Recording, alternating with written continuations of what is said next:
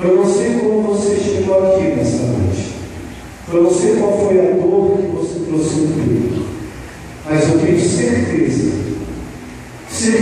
pelo Cristo que caminhou por você nesta missa, que essa dor que você trouxe, neste momento do louvor, foi esquecida. Porque o louvor é cura. Louvar o Senhor é também ter o coração curado.